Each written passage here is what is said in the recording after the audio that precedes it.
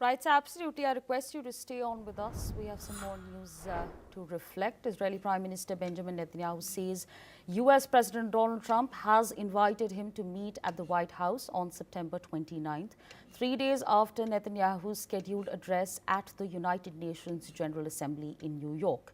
Netanyahu says the invitation came during a phone call on Monday, and he has held several conversations with President Trump since Israeli strikes on Hamas leaders in Qatar, and all of them were good.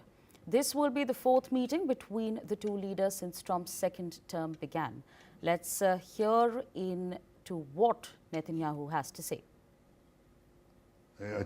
היו לי כמה שיחות איתו אחרי התקיפה, וכולן היו טובות מאוד, כולל שיחתנו אתמול. ושני דברים יצאו מזה. אחד, שהוא הזמין אותי לבית הלבן, זה יתבצע בעוד שבועיים ביום שני, אחרי הנאום שלי באו"ם. Meanwhile, reactions from the world leaders continue to pour in regarding Israel's ground offensive in Gaza City.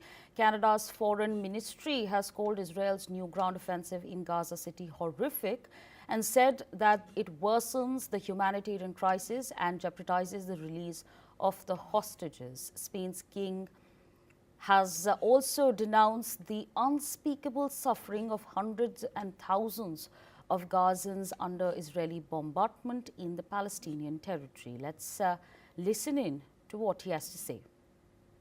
España y Egipto compartimos un anhelo que sostenemos con convicción. Una convivencia pacífica, diálogo y reconciliación en Oriente Próximo, que permita finalmente un entorno de estabilidad para el desarrollo de los pueblos con dignidad y con justicia. De momento, parece una utopía, pero debe ser posible y todos debemos contribuir a que así sea. El último episodio de este conflicto, desencadenado por el brutal ataque terrorista a Israel de hace ya casi 2 años, se ha extendido demasiado su sombra y ha provocado una respuesta con incontables víctimas que ha degenerado en una crisis humanitaria insoportable, el sufrimiento indecible de cientos de miles inocentes y en la total devastación de Gaza. On the other hand, local media reports suggest that Japan will not recognize a Palestinian state for now, a decision that is likely taken to maintain relations with the United States and to avoid hardening of Israel's attitude. This comes as several governments, including those in Britain, France, Canada, and Australia, have said they will recognize a Palestinian state at the UN General Assembly this month, adding international pressure on Israel over its actions in the territory.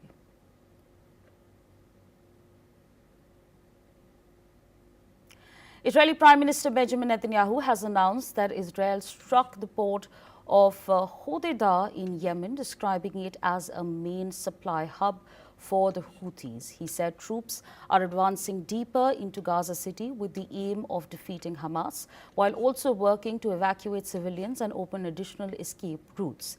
An Israeli Defense Forces official confirmed that more soldiers will be deployed to confront an estimated 3,000 Hamas fighters still in the city. Gaza health officials reported that at least 50 people were killed on Tuesday amid heavy airstrikes and tank advances.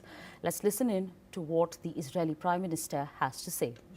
אני פה בחמ"ל בקריה יחד עם שר הביטחון, סגן הרמטכ"ל, ראש המל"ל ומפקדים בכירים של צה"ל. כוחותינו פועלים בכמה וכמה זירות. לפני דקות אחדות הטייסים שלנו תקפו את נמל חודדה בתימן, זה נמל האספקה הראשי של משטר הטרור של החות'ים. במקביל כוחותינו פועלים בעזה, בעיר עזה, במטרה כמובן להשיג את הכרעת האויב, אבל במקביל גם לפנות את האוכלוסייה. ואנחנו עושים מאמצים כרגע לפתוח צירים נוספים כדי לאפשר פינוי מהיר יותר של האוכלוסייה העזתית, להפריד אותם מהטרוריסטים שאותם אנחנו רוצים לתקוף.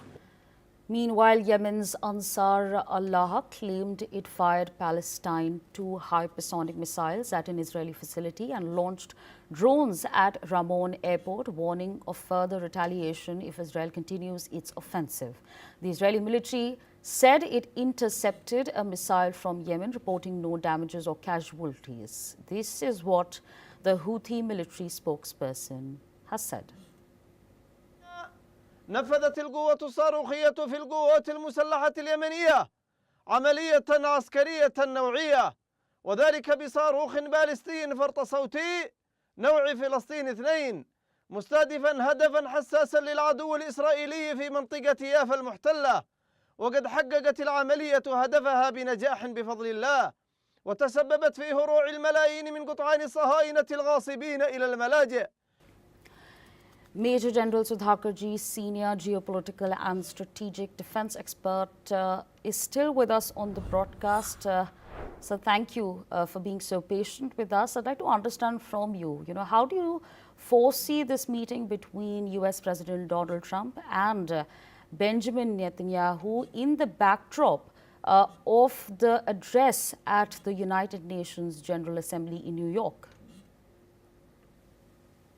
Somebody, you have raised a very important question, although the answer is anybody's guess. All that comes to my mind is a couple of things. Before I respond to your question in specific, we need to understand how the battle is actually panning out in the Middle East. You see, hypersonic missile, not many people understand. It is supposed to be the preserve of exclusives. If hypersonic missile have gone into the hands of the non-state actors, the Houthis, and who dominate the shoulder of the Red Sea, then anything can happen. Why stop here? You could think in terms of having dirty bombs also with them. So these are very dangerous trends which are actually proliferating in Middle East. Second thing I wish to highlight is that often in your channel I have alluded to the octopus doctrine. The octopus doctrine, essentially, the head of the octopus is Iran, and all its tentacles, they are spreading all over. 4 main ones are the Houthis, the second is Hamas, the third is Hezbollah, and the fourth one is starting with some Hasib side, something like that.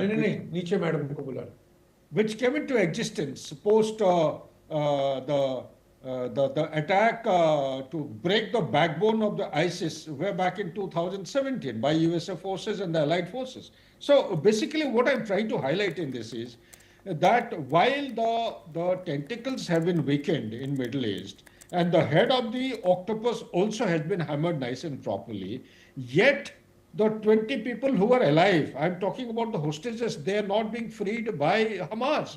If that is not happening, then what is the issue which if they tackle, they will be able to negotiate and come to some kind of a solution.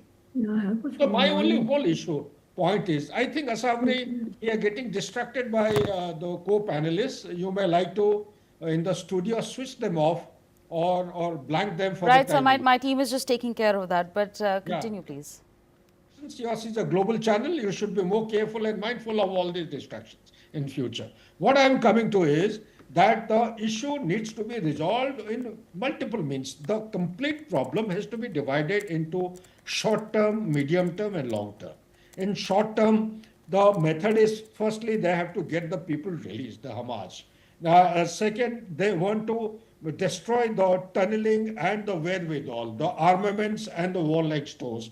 This could be the short term. Medium term, right. They have to take a long term process to actually, stop the money laundering, stop all assistance coming from everywhere. But all these things, in my opinion, will not come to an end. The talk which you have asked me in your question, all that it is helplessness. Nobody has got any answer to be given to Netanyahu. Netanyahu also, in a way, is correct. He's defending his own people. He's not wrong. But he's gone beyond all limits. So therefore, my take on the whole issue is that a person like Secretary General, when he says something, when he pleads for help, for the sake of humanitarian, some kind of a norm to be followed at the global order, I think he should be respected and he should be heard. If it is not happening, then it is about time that this incident should be taken as a trigger for reorganization and reformation of another architecture which will have some say and weight in the global order. Back to you, Asad.